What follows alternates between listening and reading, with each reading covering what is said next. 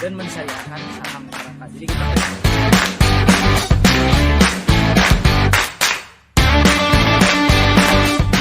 beda sama Jakarta, orang Bandung tuh investasiin buat sekolah anak. golf itu something new gitu. Maksudnya kupu-kupu mungkin Ayahku tuh satpam gitu kan.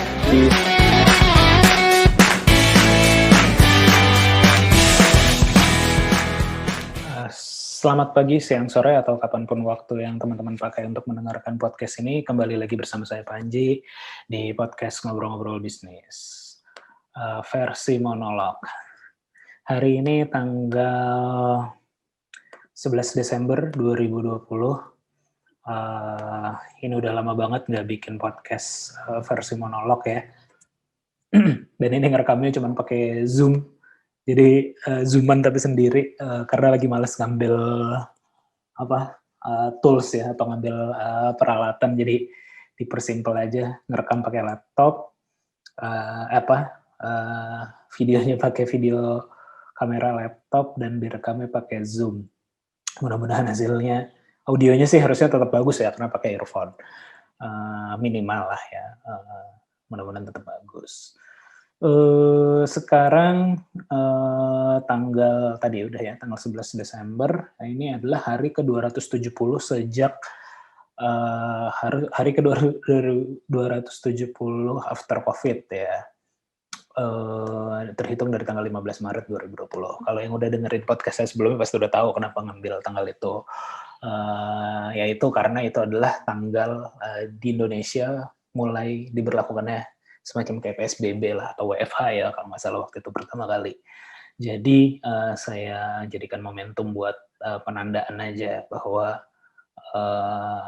COVID oke lah, dari sebelum-sebelumnya juga udah ada, tapi kan mulai merubah cara kita berinteraksi satu sama lain atau cara kita mengubah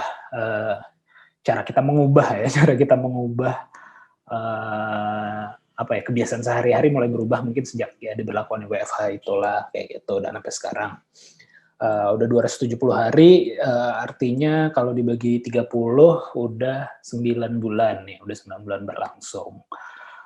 Dan masih belum ada hal-hal mungkin ada beberapa berita baik kayak vaksin, walaupun masih masih kontradiktif juga, ada yang bilang itu benar bagus, ada yang vaksinnya masih perlu uji coba atau kenapa beli vaksin itu, jadi masih banyak perdebatan, tapi secara umum sih sebenarnya kita belum melalui kurva pertama pun belum, tapi ya terus menaik aja. Apalagi mungkin dalam seminggu terakhir saya di Bandung kasusnya naik lagi gitu ya, kasus COVID di Bandung naik lagi, di Jakarta juga naik lagi, bahkan mulai ketat lagi pemberlakuan. Kemarin baru banget semalam saya baca peraturan wali kota dari kota Bandung gitu ya, mulai ketat lagi tuh, kayak bahkan kantor hanya 30% lagi gitu. Sebelumnya kan udah mulai agak permisif gitu. Terus juga kafe-kafe harus sudah tutup jam berapa kayak gitu, udah ada tindak tegasnya lagi. Bahkan ada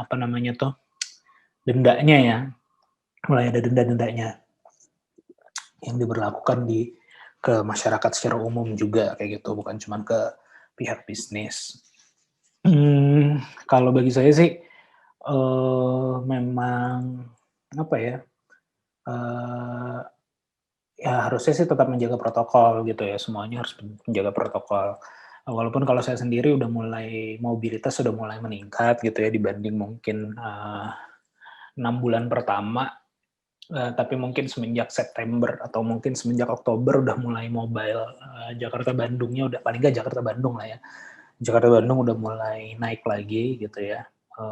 Kan podcast terakhir saya yang monolog itu adalah pertama kali naik kereta ya. Pertama kali naik kereta ke Jakarta, kalau nggak salah bulan September itu.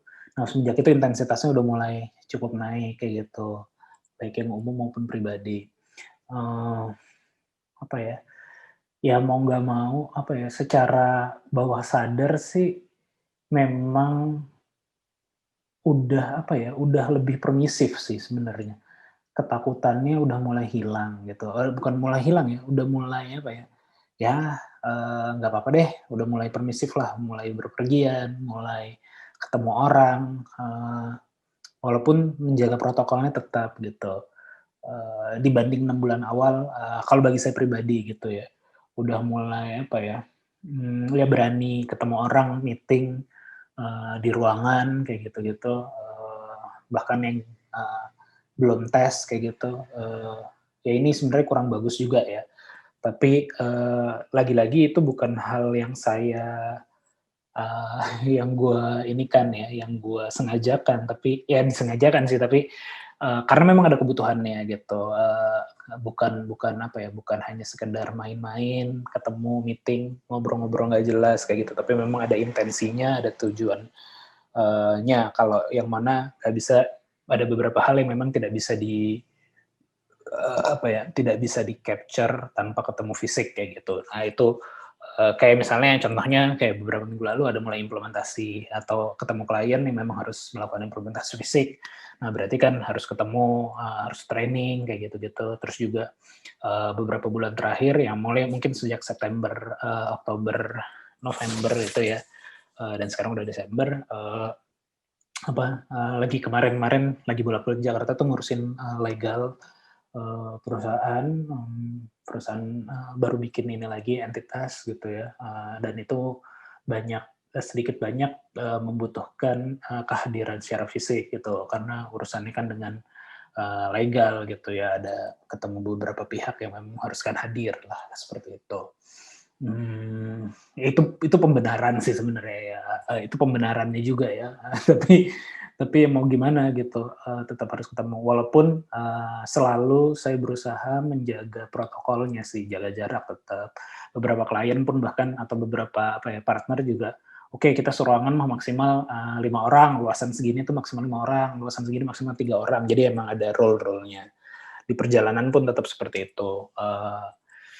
Karena makin lama makin dekat gitu. Maksudnya makin lama yang terjangkit wabah COVID ini makin dekat gitu. Ada temen udah mulai gitu, kakak kelas gitu, adik kelas, ada temen, ada juga tim di kantor yang kena gitu, yang positif gitu. Tetangga di sini di dekat rumah kayak 6 bulan, 7 bulan, kayak baru bulan ke-8 baru ada di lingkungan sini gitu yang kena. Jadinya makin lama makin dekat gitu. Jadi tetap hati-hati. Harus tetap jaga protokol sih. Walaupun mulai udah ada aktivitas keluar, itu haruslah gitu. Walaupun banyak walaupun ya. Walaupun saya sendiri, aku sama istri kadang-kadang, bukan kadang-kadang ya, sempat bandel juga lah. Sempat bandel dalam artian ya kita bukan untuk urusan yang dalam tanda kutip kerjaan gitu ya, yang urgent. Sempat main juga kemarin, nonton bioskop, terus makan di tempat luar, kayak gitu-gitu. Ya baru sekali sih, tapi apa namanya, ya itu keteledoran lah. Harusnya kita ya bandel, kemarin sempat bandel lah, hilaf gitu. Ya untungnya nggak kenapa-napa. Walaupun yang cukup strategis juga. Misalnya ketika nonton bioskop, kita ngambil yang waktu itu Bandung belum ini ya, kalau nggak salah belum bulan November gitu. Belum mulai panas lagi gitu, kita ngambil yang jam 8, setengah 8, dan satu studio cuman kita berdua, jadinya relatif aman. Terus juga tempat duduk dan segala macam kita lap-lap sendirian juga kayak gitu. Ketika makan pun kemarin kita sempat makan di luar, tapi kita lihat juga lokasinya, dan memilih waktunya sih yang paling penting ya, memilih waktu yang tepat agar sepi gitu. Salah satu contohnya kita makan bakmi, harusnya kan nggak cocok untuk sarapan, tapi kita makan itu ketika waktu sarapan gitu ya, jam 9 gitu kita datang ke situ, dan memang nggak ada siapa-siapa, nggak ada pengunjung lain ya, cuma ada kita doang di situ. Bahkan pelayannya jadi kayak nungguin gitu, jadi kayak jagain yang lagi makan gitu, karena lebih banyak merekanya dibanding kita. Ya, tapi tetap yang paling bagus sih tidak melakukan kebandelan seperti kita. Atau karena kalau bandel kan cuman nggak ada kepentingannya ya, nggak terlalu urgent lah. Itu khilaf lah kita bandelnya. Ya alhamdulillah nggak kenapa-napa. Terus Ya kalau memang urusan kerjaan nih nggak bisa ditinggal, ya lagi-lagi ya mau bagaimana lagi kayak gitu. Itu udah apa ya, udah tanggung jawab masing-masing juga sih. Udah kewajiban dan tanggung jawab juga ya, jadinya harus ditunaikan. Nah, terkait bisnis sebenarnya sekaligus mungkin menutup tahun 2020 ini, kebetulan sekarang kan udah minggu mungkin ke 49 kali ya, atau 48 ya, atau 48, 49 lah, karena kan bentar lagi akhir tahun gitu. Eh, Secara umum sih kalau baik apa ya, dengan adanya corona juga, bagi saya dari sisi bisnis, saya sendiri ngerasa lebih positif ya dibanding tahun lalu gitu, dibanding tahun 2019 akhir gitu.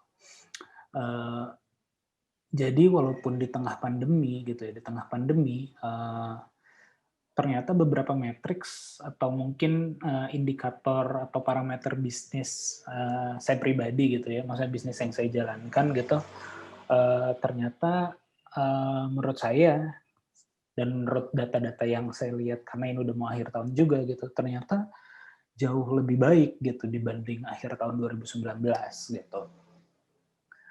Cash flow membaik gitu, juga secara tim sebenarnya lebih mungkin bisa dibilang lebih kokoh gitu ya dibanding tahun 2019. Walaupun sebenarnya ada beberapa kejaran yang harusnya bisa dicapai di 2020 lebih baik gitu ya, tidak berjalan. Ada beberapa target ya. Jadi ada target-target apa ya?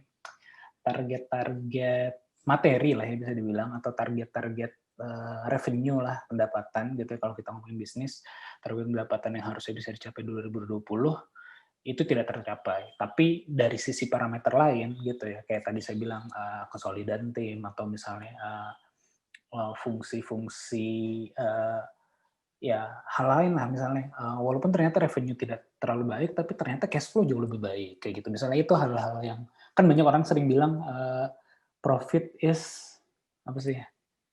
Profit is prince ya, atau pokoknya cash flow is king gitu ya. Profit is nice gitu ya. Profit is nice, cash flow is king gitu. Jadi mungkin dari sisi tertentu lebih baik gitu. Dan yang lebih baiknya alhamdulillah itu king-nya kayak gitu. Jadinya agak cukup. Ya bukan cuma itu ya, tadi kayak tim juga mulai terdefine dengan baik.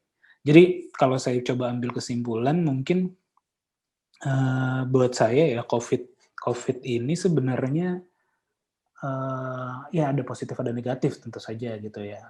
Ya kalau boleh mengambil positifnya ya, terlepas dari ini adalah sebuah pandemi yang sangat membunuh banyak umat manusia gitu ya. Bagi sisi bisnis sebenarnya ini menurut saya ibarat kayak ini sih, kayak kalau kita ke dokter gitu ya, atau kayak kita kalau ke bengkel gitu ya, kalau kayak kita bawa motor ke bengkel gitu, tadinya kita ke bengkel itu cuman mau ganti oli gitu, atau mau tune up aja lah gitu ya.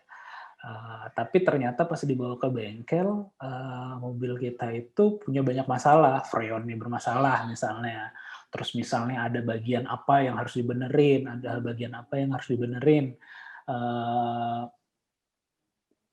dan itu menyebabkan cost-nya jadi tinggi gitu. Tadinya harusnya misalnya anggapnya kayak ke dokter gigi juga lah, kayak saya jarang-jarang ya ke dokter gigi gitu. Jadi kalau ke dokter gigi itu tadinya pengen nambel cuma 1 gigi nih, misalnya dokter gigi, oh gigi gue sakit nih bagian belakang gitu, kayaknya bolong nih gitu.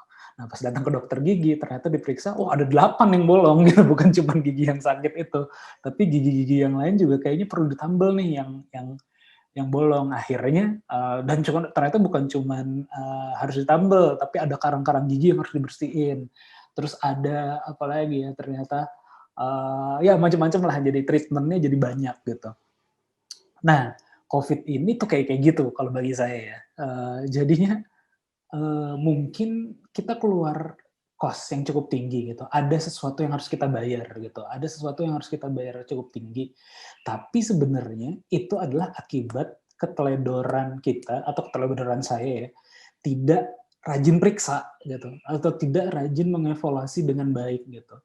Jadi segala sesuatu yang ternyata costly ini atau yang harga yang kita bayar ini adalah efek sebenarnya dari tahun-tahun sebelumnya atau dari periode-periode sebelumnya kita nggak rajin kontrol gitu.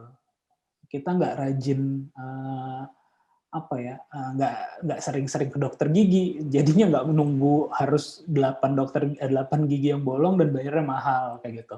Atau nggak harus misalnya tadi contohnya ke bengkel, harus datang ke bengkel hingga bayarnya berjuta-juta gitu. Kalau kita rutin servis misalnya, ternyata ya ini biaya rutin yang harus kita keluarkan. Cuman gara-gara COVID ini, ya COVID ini ibarat jadi kayak checkpoint sih, atau ya tadi setelah berapa bulan atau setelah berapa tahun nggak check up motor atau check up ke dokter, kita ke dokter jadinya biaya yang harus kita keluarkan, harga yang harus kita bayar itu cukup mahal. Dan makanya di akhir tahun ini saya ngerasa lebih positif karena memang secara bisnis jadi lebih sehat gitu. Secara bisnis jadi lebih sehat yang misalnya tadinya yang menggerogoti gitu ya, kalau kita ngomong gigi, tadinya yang menggerogoti dan bikin sakit, ternyata kita buang gitu, harus dicabut, cabut kayak gitu.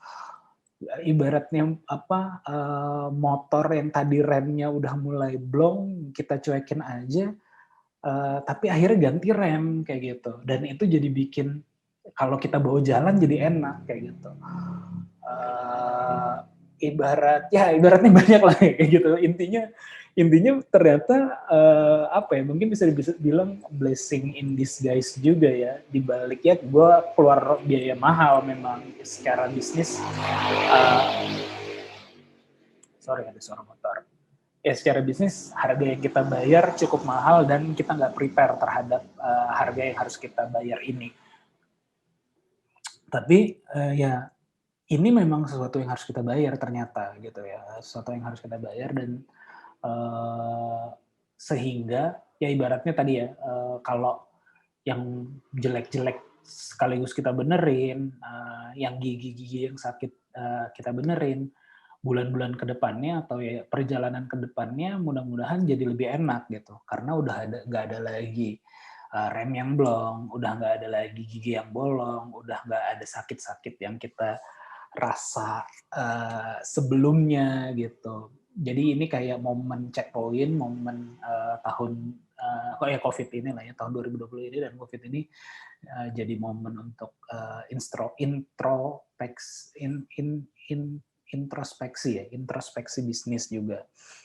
Benar kayak yang waktu itu terakhir, kayaknya saya pernah ngobrol hal ini dengan Mas Ivan Lanin ya. Dia bilang juga salah satu cara yang baik untuk mengakselerasi bisnis adalah membuka lowongan untuk magang dalam konteks dia waktu itu. Sehingga kalau kita buka lowongan untuk magang, jadinya kita harus rapi-rapi nih biar mereka yang magang dapat experience yang baik, kita juga dapat memanfaatkan yang magang ini dengan optimal kayak gitu. Atau dalam konteks bisnis waktu itu kalau nggak salah Mas Ivan juga bilang makanya perlu ada auditor eksternal untuk mengaudit bisnis sesekali, misalnya setahun sekali atau berapa tahun sekali agar kita berbenah. Nah, COVID ini kayaknya mungkin bisa jadi hal seperti itu yang terjadi paling nggak bagi diri saya dan juga ke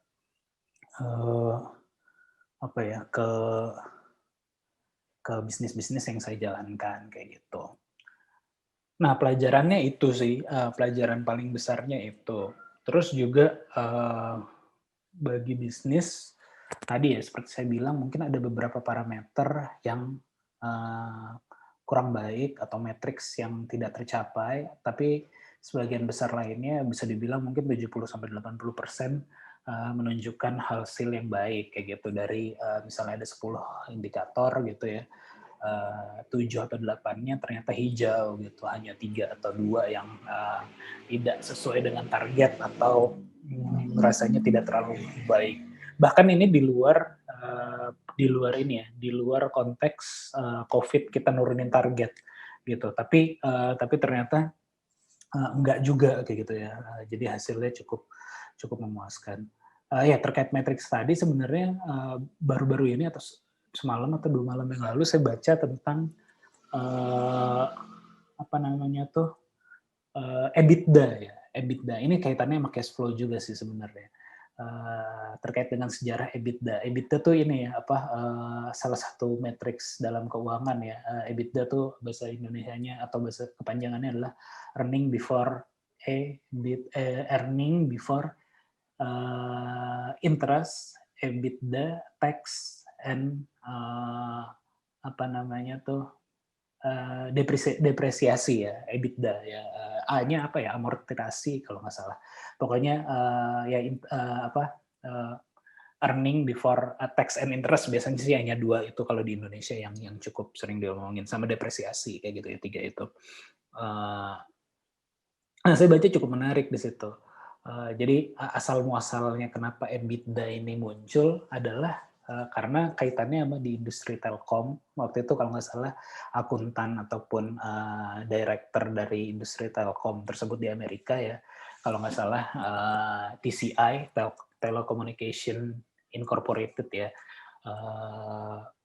mereka tuh mengalami kendala keuangan.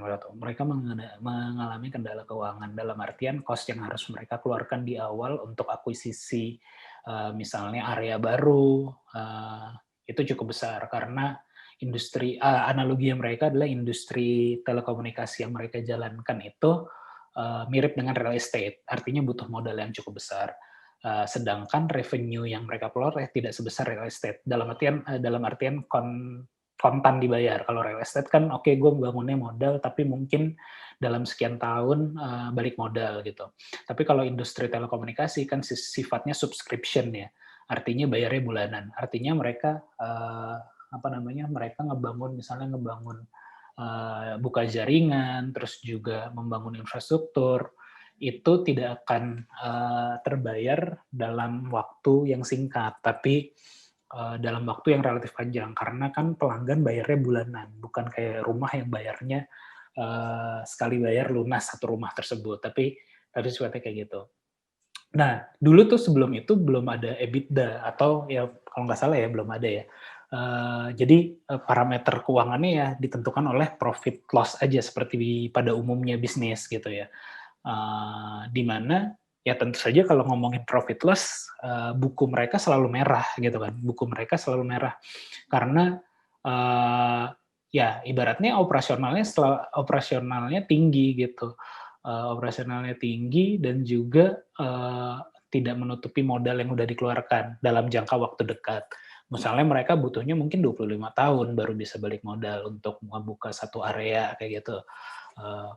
Dan akhirnya ketemu sebuah inovasi. Karena kenapa indikator profit jelek itu atau profit merah itu atau loss ya, bisa kita bilang loss itu buruk karena mereka jadi sulit untuk mengembangkan bisnis. Misalnya ketika mereka mau buka area baru lagi gitu misalnya, mereka udah tahu nih secara bisnis gue pasti bagus karena gue punya model bisnis yang tepat, orang pasti akan ketergantungan dengan internet atau telekomunikasi ya. Ini tahun 70-an nih, ceritanya tahun 70-an, tahun 80-an.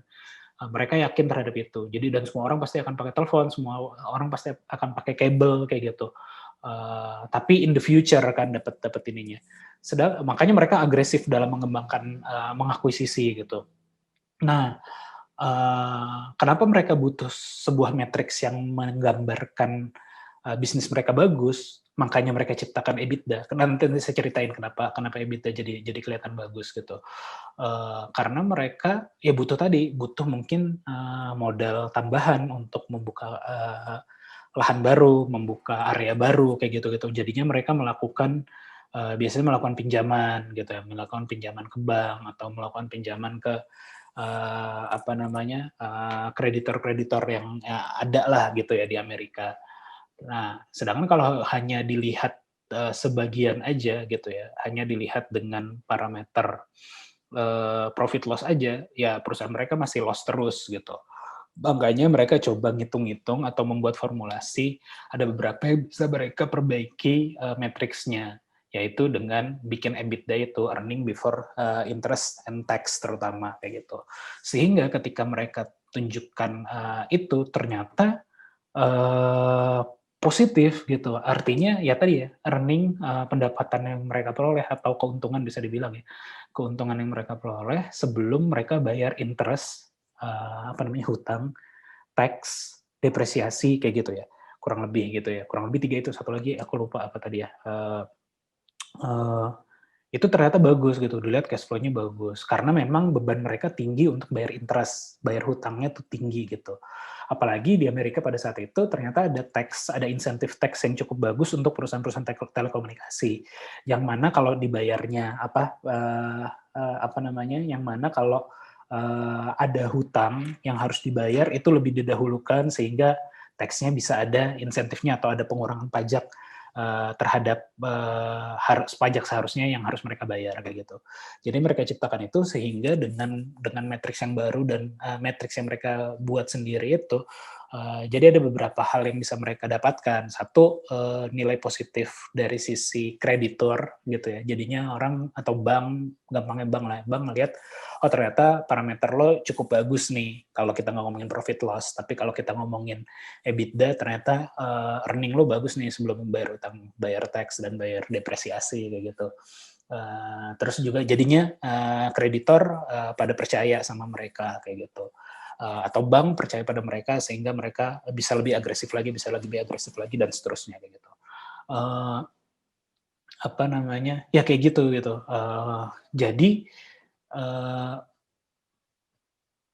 Jadi menurut saya ini adalah salah satu contoh bagaimana kita melihat sebuah keadaan dengan perspektif yang berbeda bisa jadi bagi saya ini adalah kayak contoh bagaimana kita melihat suatu keadaan dengan perspektif yang berbeda, dengan matriks yang berbeda, sudut pandang kita jadi berbeda gitu. Ya kita kayak COVID ini gitu, kayak COVID ini oke lah ada masalah dan segala macam, tapi ternyata kalau kita coba switch indikatornya atau matriks ya ternyata bisa jadi positif loh, atau ya sama kayak EBITDA ini gitu. Oh iya ini perusahaan mah jelek nih karena loss terus nih tiap tahun dan segala macam. Utangnya bahkan kalau nggak salah tuh dia sempat berhutang tuh 17 kali lipat dari revenue-nya. Itu yang minimalnya, yang pada waktu sebelum mereka ngambil indikator baru ataupun matriks baru gitu.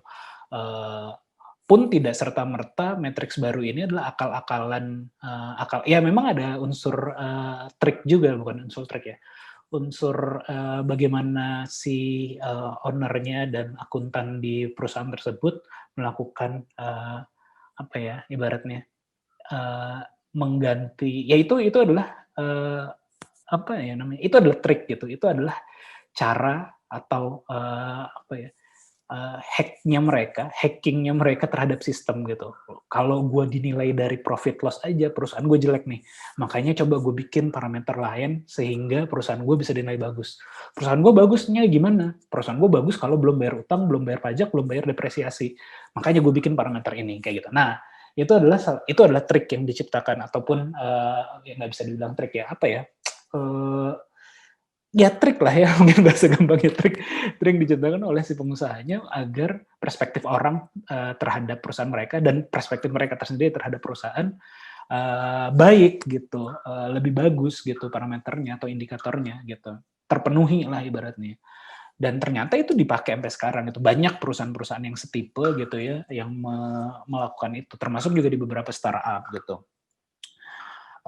Dan pada startup yang tipe kekinian yang modelnya kayak commerce gitu ya atau modelnya kayak sosial media, mereka bahkan menciptakan matriks baru gitu ya. Dan ini saya sering ngomongin ini ke teman-teman startup yang baru mulai. Ada namanya tuh matriksnya Dave McClure ya kalau nggak salah, yang acquisition, retention acquisition, lupa lah pokoknya AAAR gitu ya, R gitu, cari aja lah Pirate Matrix, Dave McClure gitu ya, yang mana mereka bahkan kalau yang dilakukan oleh startup-startup yang bergerak di bidang commerce ataupun sosial media, mereka kan profitnya tuh jauh banget, jangankan ngomongin profitnya jauh banget, ngomongin earningnya aja itu jauh banget gitu, makanya mereka bikin matrix baru yang mereka coba gambarkan atau mereka coba jual dalam tanda kutip, ini harusnya yang diukur nih dari bisnis gue, bukan profit loss. Kalau kita ngomongin perusahaan telekomunikasi yang menggunakan EBITDA pada tahun 70-an 80-an, mereka kan bahasanya seperti itu. Ini loh yang harus dilihat dari perusahaan gue, bukan profit loss-nya, tapi EBITDA-nya nih, earning before tax dan interest-nya nih yang harus lo lihat gitu. Nah, kalau di zaman sekarang bahkan di perusahaan-perusahaan tadi ya, commerce, sosial media, mereka dengan tegas menyatakan ini yang harus lo lihat bukan profit loss perusahaan gue, bahkan bukan earning perusahaan gue, bukan revenue yang dihasilkan ataupun penghasilan yang didapatkan, karena ya sosial media atau commerce kan nggak terlalu kelihatan gitu. Tapi yang harus lo perhatikan adalah acquisition rate gue berapa, atau pirate metrics-nya tadi berapa. Makanya kalau di e-commerce bahkan mereka kan bikin indikator GMV ya, gross merchant fee-nya apa ya? Value ya. Jadi transaksi yang terjadi berapa banyak di situ untuk memperlihatkan bahwa perusahaan mereka ternyata positif atau growing lah gitu. Jadi bagi saya ini hal yang menarik gitu, dan sudah terjadi juga di zaman dulu dan mungkin sekarang terjadi, tapi juga mungkin masih ada beberapa yang percaya ataupun enggak. Karena dulu EBITDA juga seperti itu. Karena kan sebelum itu belum ada ya yang menghitung seperti itu, dan juga setelah itu juga mereka si perusahaan TCI ini harus meyakinkan kayak Wall Street gitu ya, bursa saham, dan bankir juga banyak yang harus mereka kaitkan dengan parameter yang baru yang mereka buat. Walaupun sekarang itu udah kayak udah jadi kayak parameter standar di akuntansi gitu. EBITDA itu udah dipakai di semua perusahaan, hampir di semua perusahaan lah, untuk menghitung, untuk jadi salah satu indikator keuangan di perusahaan tersebut gitu. Tapi perspektifnya dalam kehidupan, menurut saya tadi kita bisa melihat suatu keadaan bisa jadi berbeda kalau kita membuat parameter yang berbeda kayak gitu. Dan menurut saya itu bisa jadi trik, bisa jadi cara kita mengakali keadaan dalam cara kita mengakali situasi atau cara kita mengakali pikiran gitu ya dalam melihat sebuah situasi. Itu bisa jadi satu hal. Bisa jadi memang yang harusnya kita ukur adalah hal yang berbeda tersebut gitu. Di kondisi yang berbeda, di situasi yang berbeda, harusnya mungkin memang hal yang berbeda yang kita ukur, bukan hal yang sama. Gitu sih, benar-benar bisa dipahami ya konteks racauan saya pada hari ini gitu. Apa ya, contoh idenya lagi ya. Ya kayak gitulah ya, kurang lebih. Makanya tadi saya bilang balik lagi ke bisnis gitu ya, bisnis yang saya jalankan gitu ya, mudah-mudahan tidak berusaha merubah parameter utama, tapi ya coba kita lihat dari sisi lain, atau kita coba lihat matriks-matriks lain, ternyata bisa jadi ya bagus gitu, bisa jadi bagus, walaupun ya ada yang kalau kita lihat ada beberapa hal yang tidak tercapai kayak gitu.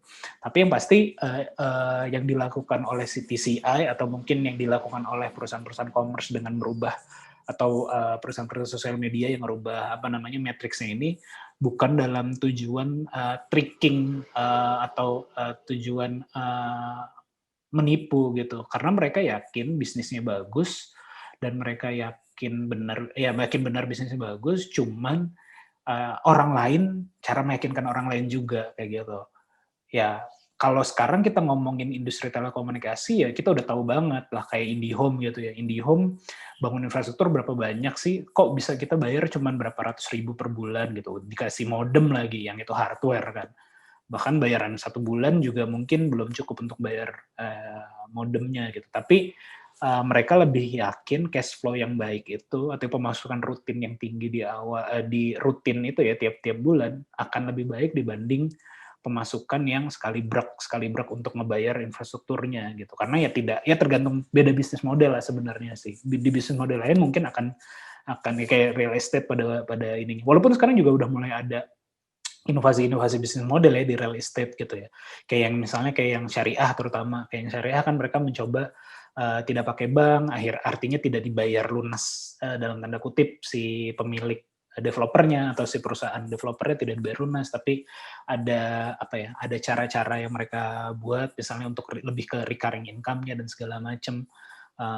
Ada model-model kayak gitu, dan terutama perusahaan software misalnya, terutama juga banyak melakukan kayak model-model kayak gitu kan. Gue develop software mahal-mahal di awal, tapi gue minta bayarannya cuman subscription atau SaaS gitu ya, software as a service yang bulanan, yang mana 1 bulan bayar tuh ya mungkin nggak akan ada 1/1000-nya pengembangan softwarenya, tapi ada ada bisnis model yang berbeda dan ada value tertentu, ada jumlah numbers of tertentu yang bisa kita kejar, dan kita yakin bahwa ini akan balik di angka, akan menguntungkan di waktu nanti gitu. Tinggal bagaimana cara kita meyakinkan orang lainnya kayak gitu.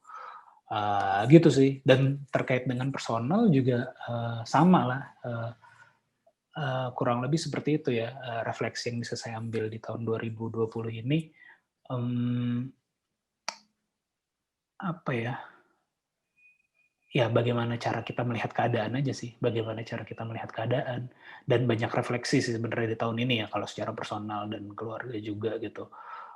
Salah satunya adalah, nah ini kan seminggu terakhir ini juga atau mungkin 2 minggu terakhir lah ada kasus kasus korupsi ya di Indonesia gitu yang dipertontonkan korupsi yang terakhir itu berapa belas miliar gitu dengan koper isinya duit semua kayak gitu. Nah, beberapa bulan yang lalu atau ya ketika zaman corona juga, ya ini ada kaitannya juga sih sama cash flow dan uang dan bisnis dan keuangan lah ya kayak gitu. Tapi lebih ke personal gitu.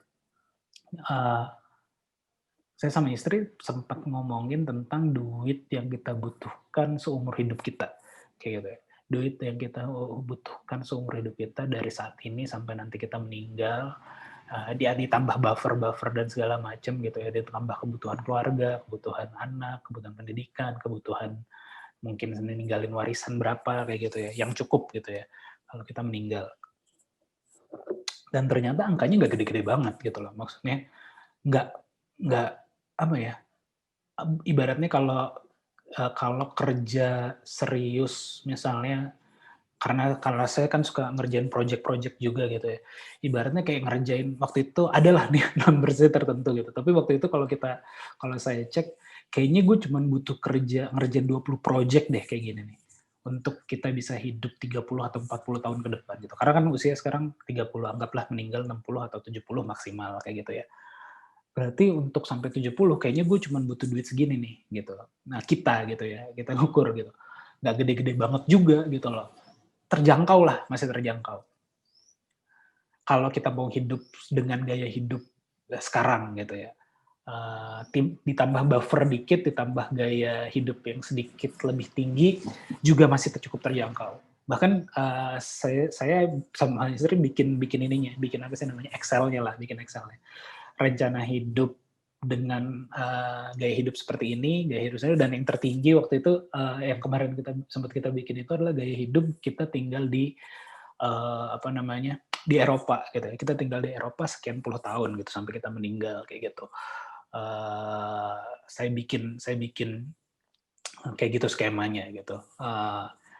Oke, yang hidup di Indonesia bisa terjangkau lah misalnya dengan 20 project waktu itu, hitungan ininya ya.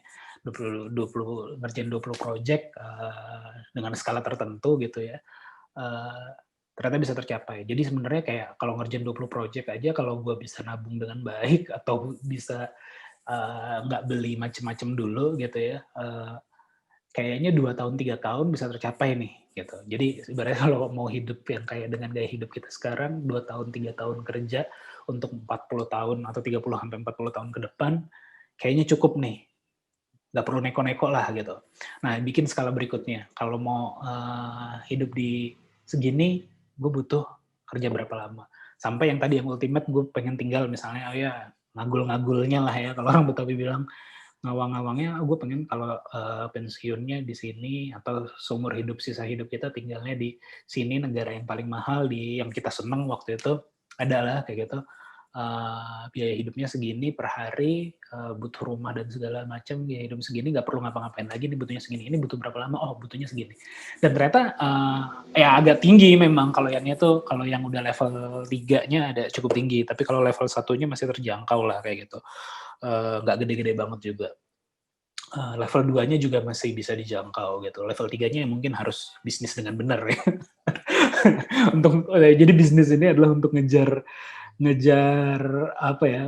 level 3 dalam hidup lah gitu, atau capaian hidup kalau mau hidup dengan dengan parameter yang paling bagus, yang bayangan kita paling bagus kayak gitu. Nah tadi ya, tapi kalau untuk hidup sendiri aja itu nggak gede-gede banget gitu. Untuk skala 1 atau skala 2 nggak terlalu gede-gede banget, cukup lah gitu, bisa terjangkau lah. Nah makanya ada kasus yang kemarin ini kita bertanya, kasus saya sih sebenarnya bertanya kasus yang korupsi ini 17M sekali kayak gini gitu loh, ngambil ya walaupun ya ada walaupunnya lagi gitu, walaupun ya belum tentu buat dia sendiri dan segala macam, tapi terlepas dari itu anggaplah kita bilang itu adalah korupsi untuk dirinya sendiri kayak gitu. Itu ngapain gitu loh, buat apa gitu loh, buat apa dia ngambil duit segitu-gitu banyak untuk segitunya gitu loh, karena seumur hidup juga belum tentu habis sih gitu. Jadi agak aneh ya, maksudnya lo mau ngabisin itu buat apa, lo mau memakai itu semewah-mewahnya hidup lo juga belum tentu.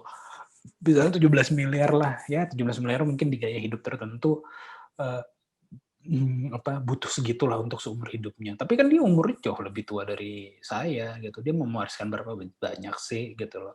Terus juga dia mau hidup dengan cara seperti apa, gaya seperti apa sih sampai membutuhkan segitu banyak. Makanya apalagi yang korupsinya atau nilai ya kalau dia bisnis atau dia kerja dengan benar lalu mendapatkan hasil yang besar, ya bebas lah dia mau bergaya hidup seperti apa. Tapi kalau merugikan orang lain kan, korupsi kayak gitu, itu kan jadi dipertanyakan gitu. Lu mau, emang bisa lo habisin segitu?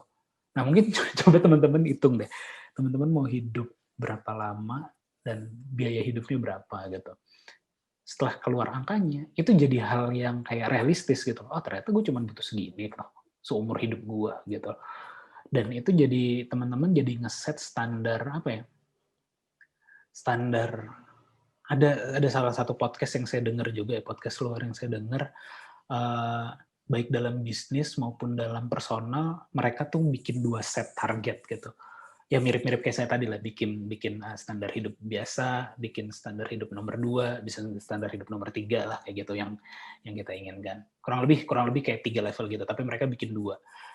Yang pertama adalah mereka ngeset safety-nya. Safety-nya hidup nih di angka berapa gitu.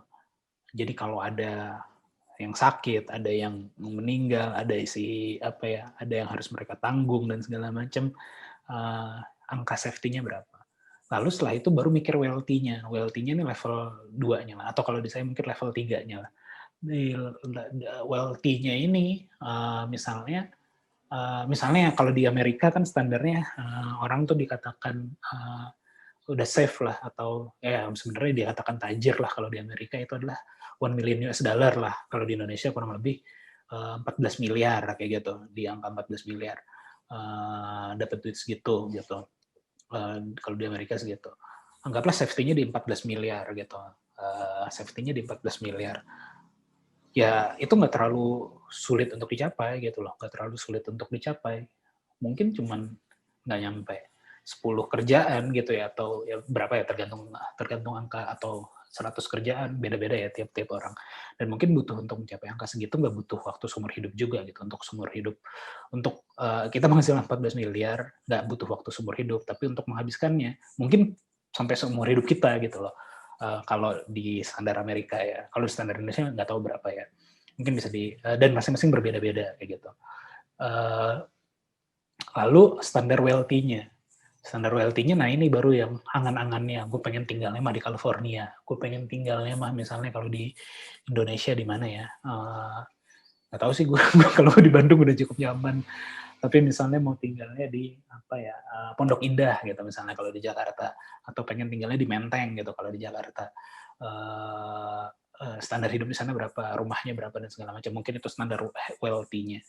Nah, dengan kita membagi 2 pikiran ini, stand wealthy ataupun safety ke wealthy, safety dulu baru wealthy, itu jadi kejaran kita, jadi kelihatan milestone-nya. Kayak tadi saya bikin, kalau gue bikin 3 proyeksi nih dalam hidup gue gitu ya. Proyeksi 1, iris wariris, apa yang gue jalani sekarang cukup gitu ya. Kebutuhan totalnya berapa, second-nya berapa, atau yang wealthy-nya sekalian ini berapa yang gue kejar. Ternyata nggak terlalu jauh-jauh banget nih untuk ngejar sini, kayaknya ya 2 tahun lagi juga bisa nih kayak gitu.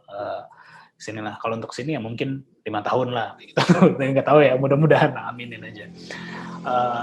Jadi lebih enak. Dan begitu juga dalam bisnis gitu. Begitu juga dalam bisnis menurut saya. Kalau kita udah ngomongin safety dalam misalnya beberapa parameter tadi ya, kayak cash flow, terus juga terutama cash flow sih kalau di perusahaan. Ketika kita sudah mencapai taraf hidup safety-nya, ya kalau sekarang saya mungkin kalau ngomongin sampai meninggal, nggak tahu ya meninggal apa ya, tapi masih kurang. Tapi kalau misalnya kayak mungkin beberapa tahun aman lah dengan ini ya ada kayak gitulah, bisa di inilah, bisa dikejar lah kayak gitu. Tapi kalau untuk sumber daya mungkin masih belum cukup saat ini. Nah, dengan kita mencapai safety-nya, bahkan nggak safety banget ya, misalnya kayak di saya sekarang, ya cukup lah gitu, belum sampai seumur hidup, tapi kayak misalnya certain time gitu, aman. Cara saya berpikir jadi berbeda dengan orang yang terhimpit gitu. Kalau orang terhimpit mungkin bagaimana berpikir ya adalah bagaimana gue terlepas dari himpitan dulu nih, bagaimana cara makan besok, bagaimana cara makan lusa dan segala macam. Tapi ketika kita ada sedikit nafas gitu ya, kita jadi bisa berkreasi. Pikiran ini jadi cukup kreatif gitu. Oh, kayaknya gue bisa bikin ini deh. Ada ruang-ruang kreatif dari pikiran kita yang jadi ke-trigger sehingga kita bisa buka peluang-peluang baru gitu. Dan itu pun belum safety banget di posisi saya. Apalagi kalau udah safety banget. Ketika gue udah safety banget, gue pasti bisa menciptakan sesuatu atau kreativitas ini. Wah, ibaratnya kan kita akan ter-trigger ya. Kepala kita akan, gue bikin apa lagi ya, kayak gitu. Pasti akan selalu ada pertanyaan kayak gitu. Karena ketika udah diem aja nggak mungkin gitu. Kita pasti, gue mau bikin apa lagi ya, kayak gitu. Nah, di bisnis juga seperti itu tuh ternyata. Jadi ketika kita ngerasa aman, oke, gue aman 6 bulan ke depan nih secara bisnis gitu. Nggak akan ada masalah apa-apa. Jadi kreatif tuh di bisnis. Oh, berarti gue harus melakukan ini ya, gue harus melakukan itu ya, gue harus melakukan anu ya gitu. Apalagi misalnya, gue bertahan nih 5 bulan ke depan atau setahun ke depan atau 5 tahun ke depan. Secara bisnis gue udah stabil kayak gini. Jadinya kita bisa berkreasi macam-macam lagi tuh di dalamnya. Makanya kalau teman-teman perhatiin ya, kalau orang kalau kita ngeliat di Amerika ya, standar milioner di Amerika gitu ya, kecepatan mereka untuk mencapai safety net-nya itu jauh lebih panjang daripada jauh lebih lama daripada kecepatan mereka untuk mencapai wealthy-nya. Jadi misalnya kayak siapa ya, anggaplah misalnya Bill Gates ya, pada zaman dia muda gitu, untuk mencapai dia dapat $1 juta itu butuh sekian tahun. Tapi dari $1 juta jadi 1 billion gitu, itu lebih pendek dibanding dia waktu yang dibutuhkan untuk mencapai 1 million-nya. 1 million misalnya butuh 5 tahun. Tapi untuk dari 1 million ke 1 billion ternyata cuma 2 tahun misalnya. Padahal secara lipatan itu 1000 kali lipatnya gitu loh. Jauh lebih gede gitu loh. Kenapa bisa seperti itu? Nah, kayaknya itu karena udah safety gitu.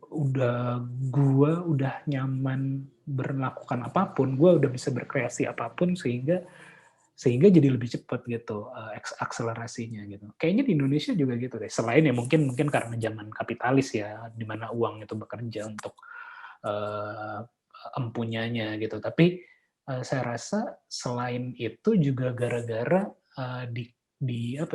kita punya kebebasan berpikir, sehingga ya karena kita sudah tidak khawatir lagi terhadap safety kita. Gue nggak khawatir lagi kalau anak misalnya sakit gitu, atau misalnya kenapa kalau misalnya perusahaan ini untuk bayar gaji nggak bisa kayak gitu, itu pasti akan lebih sulit berpikirnya dibanding dengan gue punya keleluasaan untuk 10 tahun ke depan, gue bisa berkreasi macam-macam, gue bisa bikin ini, gue bisa bikin ini tanpa mengganggu safety-nya tadi, sehingga bulatannya atau eskalasinya itu jadi lebih cepat gitu. Nah kayaknya gitu sih. Tadi ngomongin apa sih awalnya? ngomongin korupsi, jadi sebenarnya lupa sih awalnya apa tadi, korupsi ya. Hikmah dari COVID ini adalah ya saya sama istri tadi cukup kita berpikir tentang itu, dan ternyata achievable lah. Dan saya rasa teman-teman yang dengerin ini dan dia kebanyakan kan jauh lebih muda dari saya juga, nggak jauh juga sih, ada juga yang 30-an atau 40-an juga bahkan. Saya rasa itu bisa bisa coba diperhitungkan lah. Bikin tier tadi ya, bikin milestone lah ibaratnya, atau bikin jenjang safety ke wealthy-nya masing-masing. Itu yang pertama, refleksi dari COVID. Yang kedua adalah refleksi dari COVID. Ya ternyata angka yang tadi nggak akan gede-gede banget, nggak perlu korupsi kayaknya untuk bisa mencapai angka safety, atau mungkin wealthy-nya juga nggak perlu korupsi. Gitu. Terus apa sih tadi yang pertama? Cara sudut pandang gitu ya, bisa jadi matriks yang kita bagaimana kita melihat keadaan itu bisa jadi berbeda kalau kita punya indikator yang berbeda, dan indikator ini bisa kita set aja masing-masing gitu loh. Kayaknya gue cara memandang situasi seperti ini dengan indikator seperti ini, tapi asal konsisten aja indikator-indikator tersebut yang udah teman-teman tetapkan dijalankan konsisten. Ini dalam konteks perusahaan sih. Dalam konteks pribadi juga kayaknya bisa coba saya belum ulik-ulik sih kalau terkait dengan matriks EBITDA atau Dev McClure ataupun tadi yang saya coba terapkan di bisnis saya sendiri gitu. Tapi asal konsisten dan teman-teman yakin terhadap bisnisnya, bagaimana cara meyakinkan orang lain aja sih. Tinggal ya poin-poin filosofisnya adalah bagaimana melihat keadaan gitu. Dan terus juga mudah-mudahan di akhir kan 2020 oke lah tadi ya, seperti yang saya bilang, bisa dibilang ini luka gitu ya, 2020 atau COVID ini meninggal memberikan luka, tapi untungnya nggak sampai berdarah gitu ya di akhir tahun ini. Dan seperti kata filsuf Jerman itu ya, what doesn't kill you make you stronger. Jadi mudah-mudahan di tahun 2021 atau misalnya tahun 2021 kita masih menghadapi COVID, tapi kita udah tahu caranya, cara bersikapnya, cara menghadapinya lah ya, cara berpikir, mempersiapkan mentalnya kita udah jauh lebih siap. Jadi mudah-mudahan 2021 jadi lebih baik. Gitu aja. Terima kasih. Sekarang udah jam 4.24. Terima kasih udah mendengarkan sampai akhir. Sampai ketemu di podcast Ngobrol Bisnis selanjutnya. Bye.